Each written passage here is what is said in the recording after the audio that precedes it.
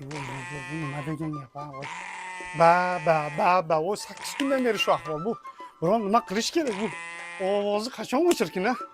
Borib qo'shniga aytaman, bu ketishda bo'lmaydi. Nima degan gap? Quvonki gardishi davron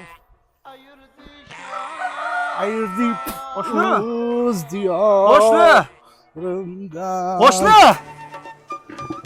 Assalomu alaykum, yaxshimisiz? Alaykum assalom. Bu qo'shni degan unaqa bo'lmaydi-da, sen qo'shnilarni o'ylash kerak. Kechasi kunduzi qo'yiz ba deb qulolmagan edi. Kechqurun ham yo'q, kunduzi ham yo'q. Qo'shni, o'zi sharoitimni bilasiz qanaqaligini. Boshimda bir dona yetimcha qo'yim bor. Nima qilay, sotaman desam hech kim ola olmasa, nima qilay men o'zi? Shu qo'yni o'zim sotib olay, hamda go'sht bo'ladi. Qulog'im ham tinchinadi. Qo'shni, mayli shu qo'yizni o'zim olaman. Ovozidan ham qutulgan bo'lay. 5 tushlang, barakami? Baraka. Tushunmadim bu. Yana qo'yni ovozimi? Yana taqir-tuqir. Tinchlikmi ekan qo'shnilar? Qo'shni! Yana nima bo'ldi? Qo'shni tinchlikmi? O'zi bitta qo'yim bor deyapsiz.